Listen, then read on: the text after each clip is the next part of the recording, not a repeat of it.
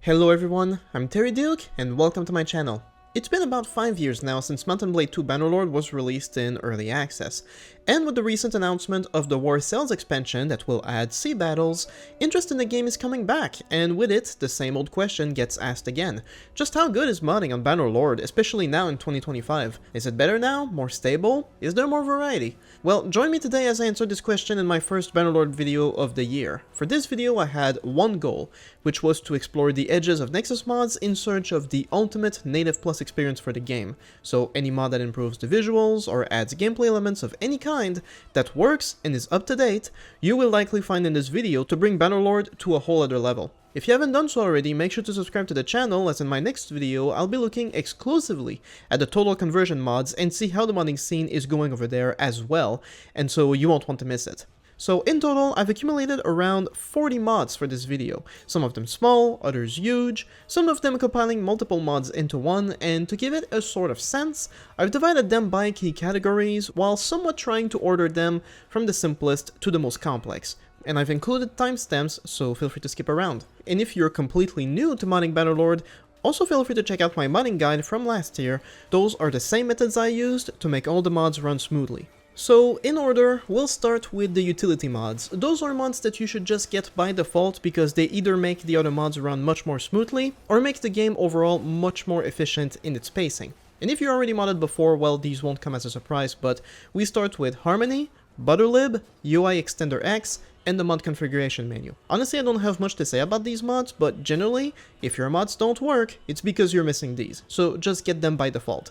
The one mod to really make a difference, though, is going to be the mod configuration menu, which is just that, a new section in the game menu specifically to tweak the mods that you play. Not all mods use the mod menu, but for those that do, it's a must-have to control all the parameters of said mods, as I will later show. But another mod that tends to get overlooked is the Bannerlord software extender, which is another launcher for the game. On the surface it looks exactly the same, but this launcher expands the modding capabilities of Bannerlord, which can bring better performance and stability.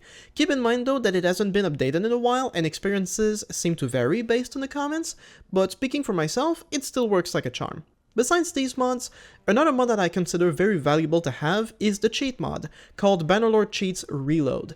I've praised this mod multiple times over the years, and really it's a mod that adds tons of features to the mod menu to change how the game plays. Personally, I mainly use it to extend my party size limit to 10,000, as the party size limit in the base game is what limits me the most, but you can also use it to increase the learning rate of your skills. You can unlock all the smith parts, make same-sex marriage possible, among countless other things. So really, the mod can definitely be used for cheating, but it can also be used to pace up the game, to skip through a lot of grind, which if you tend to start over new campaigns often, can be very useful. Similarly, another mod I discovered just recently and is up to date is ShadowTweaks. This mod adds tons, I mean tons of new features to the game. In terms of utility though, I use it to mostly increase the battle size, which this mod makes possible, so if you happen to have a monster PC and can handle 2000 units in battle, you can do it with ShadowTweaks. But those were the utility mods. Now here comes the visual mods. Those are mods that improve the visuals and sound without impacting gameplay at all, so if you're new to modding, this is a good place to start. And the first one I'd had here is CC's Banners, which is also a mod I've enjoyed for a while. It's a simple mod that has hundreds of new banner options, borrowing them from other media franchises. So if you wanted to fight as the Imperium, this mod makes it possible. It also comes with more color options, which is also great. And a good mod to pair with it is Raise Your Banner, which gives more banners carried by your troops in battle, adding to the immersion. Speaking of battle though, there are great mods there as well, starting with Immersive Battlefield. You ever notice how it's weird that your character is the only one shouting commands? What Immersive Battlefield does is give a leader in each unit a response to your commands, and they'll repeat them to their unit before the whole unit shouts a confirmation. Not only that, but when you order a charge, they'll scream their lungs out.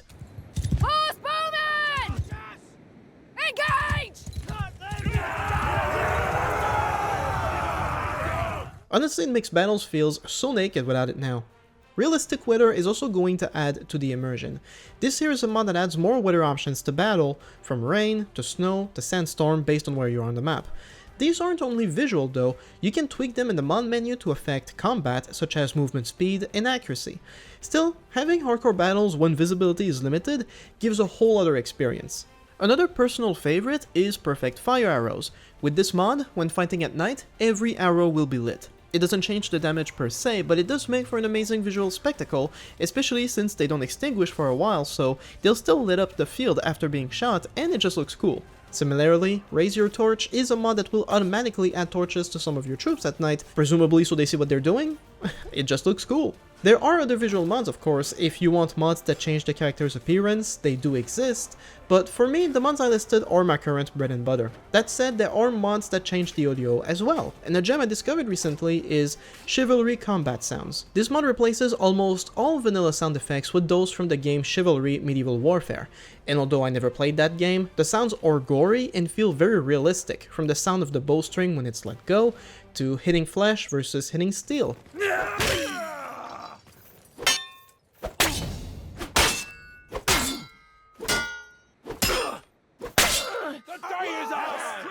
It just sounds amazing, so definite recommend. Moving on, we have mods for the player and the NPCs. So those are mods that affect your skills, the companions you get, as well as some new items you can wear and wield. And one of the best mods I've discovered here while making this video is Culture Start Updated. With this mod, it adds multiple options that can give a completely different start for the game. For one, it'll ask you which faction you fought with prior to being an adventurer, and what rank you achieved along the troop tiers of the faction you picked. So if you decide to give yourself the rank of a Sturgeon Berserker, for example, you'll have the same base skills that they have, even though you start at level 1. And then you can decide how to start the game. If you choose to start with a warband, not only will you have one from the start, but you'll also have the gear associated with the class you initially picked. But here you can practically choose anything. You can be a solo adventurer, you can be a bandit, or a lord that already has a castle, or a king that already has his own faction. Essentially, if you wanted a mod that lets you start with skills, gear, and anything else, this mod makes it possible, so really it's just a mod that you should get by default now. Then there's Complex Character, which is a mod that adds literally hundreds of new lines to the NPC lords based on your actions surrounding them. As shown on the mod page, if for example you kill a lord, all of their family will bring it up the first time you talk to them, which brings more life to the game. But the mod also has a new feature called Ambition, which is similar to Character Reputation but will form over time, based on your actions. So if you kill an enemy lord, family members may get vengeful and actively seek you out on the map. If you defeat an enemy lord multiple times, they may develop an ambition to either actively seek you out, or to just run away from you. So yeah, it's a mod that makes your interactions with NPCs feel a lot more authentic and gives a lot more weight to your actions without compromising the integrity of the game, so why not? It's surprisingly well made. And a smaller but similar mod that goes along well with it is True Relations. All this mod really does is make relationship changes more drastic. Lords you defeat will very quickly hate you, while lords you save or fight alongside with will like you very quickly. So with this mod, it makes it so that going to war extensively can drastically change who you become friends with and who become enemies. So it's not as immersive, but it can be a simpler alternative or a cool addition. Speaking of choices affecting your game though, this next mod is massive, amazing, and we'll come back at different parts of the video for what it does, and it's Fourberie. So this mod is aimed primarily at the cunning skill at every level of the game, as well as making you the worst bandit there is. With this mod, you can actively increase your relations with bandits by going to bandit lairs to donate prisoners and loot. As your relations increase, you can use the lair as your hideout. You can access their black market, which is like a marketplace to sell loot. It eventually became possible for me to recruit sea raiders for free, and you can even build your own safe house, from which you can hide from enemy lords and to heal. On top of that, you can actually bring prisoners to enslave them, at which point you can force them to work to death in the mines so you can make money, among many other features. The mod also adds a fighting pit in every city, controlled by a gang leader, that will also offer you many new missions, such as harassing and stealing from civilians, or fighting against other gang leaders. But that's not all, there's also really cool features, such as the ability to break out of prison or Lord's encampment. So if you're captured and put in a dungeon, you'll eventually get the opportunity to flee, at which point this is a stealth mission. You have a simple knife and you can sneak on a guard to kill them, then grab his gear, and flee incognito. If on the world map, you'll get to escape at night, but you need to sneak around the camp while not getting caught, which is actually really hard, but doing so massively increases your cunning skill. So really, if you wanted to play properly as a bandit leader, Fourberie is the mod to make it happen. But there are several more layers that we'll get back to later. If you wanted a different mod though that gives you the ability to serve as a soldier in a lord's army instead of leading your own, then there's the literal serve as soldier mod. This is quite literally the same as the freelancer mod from Warband, although this one offers a couple of unique interactions as well. But the gist of it is, instead of running your own warband, you get to join a lord and participate in their battles. And that's pretty much it. Another small mod for the player that I've enjoyed for a while is the Conjunction of Spheres. So there are a lot of mods that add new armors and weapons to the game, but I find a lot of them to be very heavy, and besides the look, they don't offer much. So Conjunction of Spheres is the simpler alternative that I've been using, and all this mod really does is add new armors to the game that you might find in stores, but usually I just grab them in the cheat inventory menu. These armors range from a samurai armor to armors from different mediums, such as The Lord of the Rings, Game of Thrones, and The Witcher. So really, if you just wanted some cooler items for yourself, using a mod that is light and easy to manage, then Conjunction of Spheres is for you. As for mods for the companions, I have two, starting with Legendary Wanderers. What this mod does is add one insanely overpowered companion for each culture. They'll be a bit harder to find, but if you do recruit them, you'll be glad you did. They come with awesome equipment and lots of skills, making them just very useful all around. The second one is Woman in Calradia, which adds 14 female companions, as well as tons of new features to interact with them, such as giving them more missions that improve their skills, or several options to improve relationship with them, such as by gifting them your tournament awards. Pretty straightforward. But moving on, let's talk about Bandit mods. We have a few to make the world more chaotic and challenging, especially early on. One mod that I've often talked about for those who just want a ridiculous amount of bandits is Bandits Nation. Among a few things, it just adds a crap ton of units on the map. And of course, with Fourberie, as I mentioned before, the mod will add tons of options to interact with bandits in a more collaborative manner. But a new mod I just discovered for this video and quite enjoy is Better Bandit Troop Trees. This mod does just that. It adds more variety to the bandits with different tiers ever more challenging. So looters will sometimes carry crossbows, you may now see some sea raiders on horseback. You get the idea. The bandits are more challenging, but also more fun that way. And finally, some small but pleasant mods to have for bandits is Kill Bandits Raise Relations, as well as Daytime Bandit Lair Assault. So you can attack lairs during the day, and you get a relationship bonus with the locals from attacking lairs.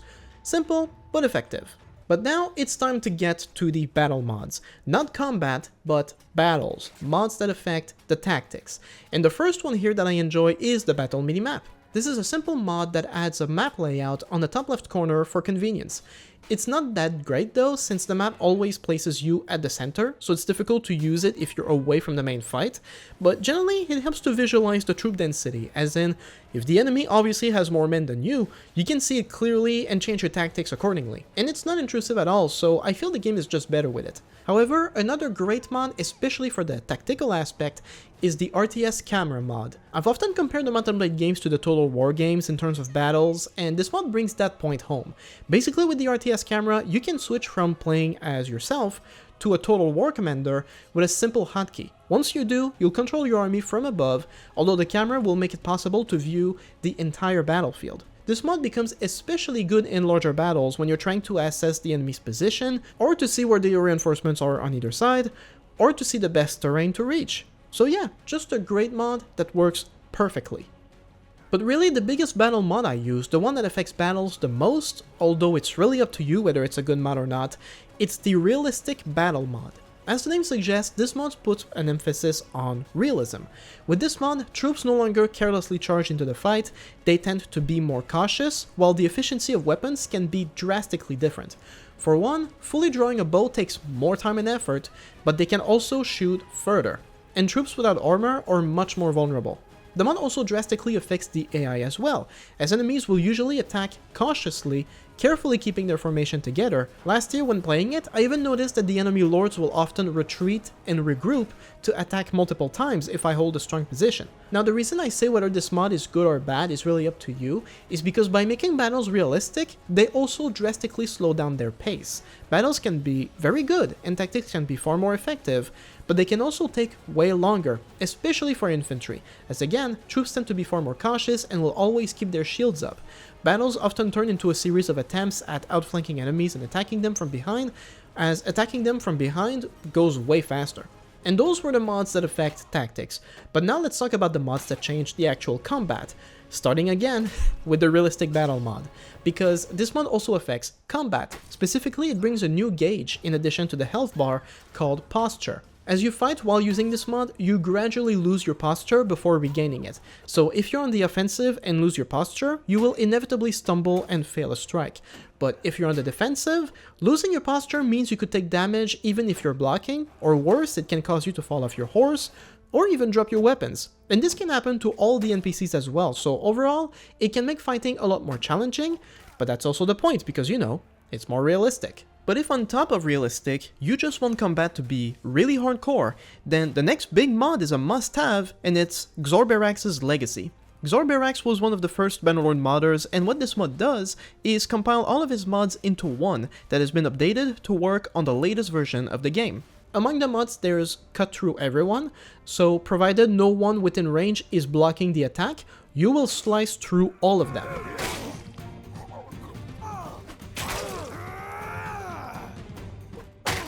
It does work, but it's very difficult to capture on video since it's rather difficult to achieve in the first place, but it's still pretty fun.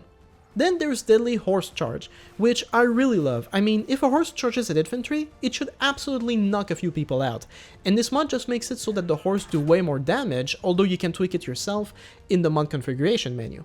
Then there's Deadly Combat, which just makes combat, well, more deadly. Seriously though, this one makes it so that the absence of armor virtually guarantees that a fighter is knocked out or killed with one strike, if not two at the most. So pairing this mod with the Realistic Battle mod basically turns Bannerlord into Kingdom Come Deliverance. Pairing it with Fourberie also makes escaping missions almost impossible, so keep that in mind too. Higher difficulty aside though, there are some cool combat mods that you should just get, such as Drop All Weapons. One of the most annoying things in combat is when you try to kill an archer for its arrows, but they switch weapons at the last minute, so you can't grab the arrows after they die. We've all been there, right? Well, with this mod, every NPC drops every weapon in their inventory when they die, finally solving this issue. Another really cool mod to have is Horses.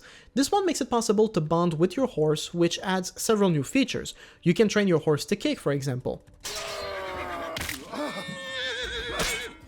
If you dismount and fight on foot, you can then whistle to call your horse back to you.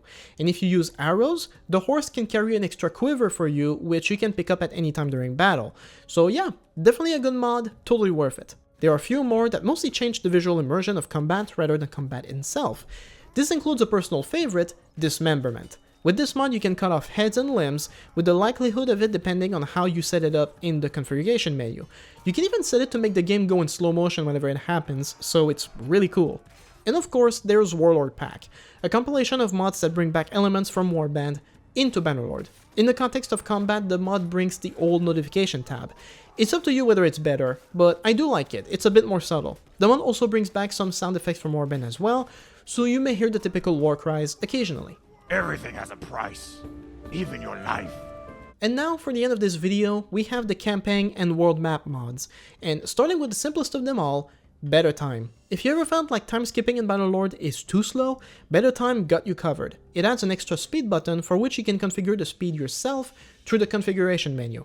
Building siege equipment will go faster, traveling around will take less time, spinning and resting is also done much faster. Basically, you have no reason not to get this mod. If anything, it shouldn't be a mod, that's what the base game should just be like. I'm not one to add mods that alter the factions themselves too severely, but a simple mod that adds a new tier of elite troops is more noble troops. With this mod, each faction now has an elite tier of elite infantry. The Empire, for example, now has the Praetorian, while the Asserai have the Janissary. It's a new troop tree starting with the noble recruits, and it just adds more variety without breaking the game. Going back to XorBerrax's Legacy, another mod this adds is the Banks mod. So with this mod, each town will now have a bank from which you can take out loans, or make deposits and accumulate interest, so that can be an interesting new layer of management if that's your thing. But speaking of management, there are several more mods that can make running your own kingdom a lot more interesting. Starting with Diplomacy, which is a mod that adds more diplomatic option to your kingdom, such as the ability to forge alliances with other factions or non-aggression pacts. But what I also like is the war exhaustion feature, which means that as war draws on, and casualties pile up, and fiefs are lost or gained, the first faction to reach 100% exhaustion will immediately sue for peace, which adds more realism to the game, and honestly, it just makes the campaign feel more grounded. And of course, a must-have mod that I've had for a while, that is still getting updated, is Improved Garrisons. This mod adds a new management tab that makes it possible to manage all of your fiefs from anywhere on the map. So you don't have to go to each fief to manage construction projects, you can do it all from a single tab. But on top of that, the mod makes it possible for castles to recruit troops and train them up to a budget that you set up yourself. You can also make them recruit prisoners by default, you can make it so that a patrol is created every time a nearby village is being raided, and so on. So really with this mod, it just adds many features that are just so convenient and easy to use that once you get the mod, you never go back. And that leaves us again with Fourberie, because when it comes to the campaign, Fourberie extends far beyond a bandit playthrough. With this mod, as a ruler, you will get the option to have a scheme room. From here, you can train your companions to be spy masters, at which point they can train new units, such as spies, saboteurs, and assassins. And from here, you can go full Tywin and use all the dirty tricks imaginable to dominate your campaign. You want to kill an enemy lord? Send an assassin. You want to offer bribes or blackmail lords into doing your bidding? Now you can. Even for sieges, you can poison the water supply or destroy food stocks to weaken and starve the garrison faster. You can also sap the walls, which means the walls will be breached without the use of trebuchets and extended bombardments. I'd like to show you that siege, but as you can see I got interrupted by a massive army, and I just lost all motivation. And really, that's about it. Between mods that make cheating easier, or changes the visuals of the game, or the combat, or completely revamps the way you play the campaign, everything covered in a video is currently part of my mod list for Bannerlord, which makes it the most intense Native Plus experience I've ever had. Which is all to say, modding Bannerlord has become very easy and offers a lot of options now. Certainly in terms of how many mods there are, how they all work fairly well together with minimal bugs or technical issues, and the ability to load multiple mods at the same time, which was not a feature in Warband. All of this means you can basically mod Bannerlord the same way you would Skyrim or Fallout. And the quality of the experience is getting pretty close as well. Now of course that's only half the mods for a Mount and Blade game. Part of what made Warband so popular in the first place was the total conversion mods, which is when the entire game is ported into a different universe or medium. And while in that aspect Warband is still far better, total conversions for Bannerlord have also seen significant progress. And this is what my next Bannerlord video will be about, the total conversion mods. So if you made it this far and enjoyed the video, or found some good recommendations, make sure to like and subscribe so as to not miss the next video. And let me know in the comments what your favorite mods for Bannerlord are, and I can definitely make another video covering those as well. So thank you so much for watching, and I'll see you next time.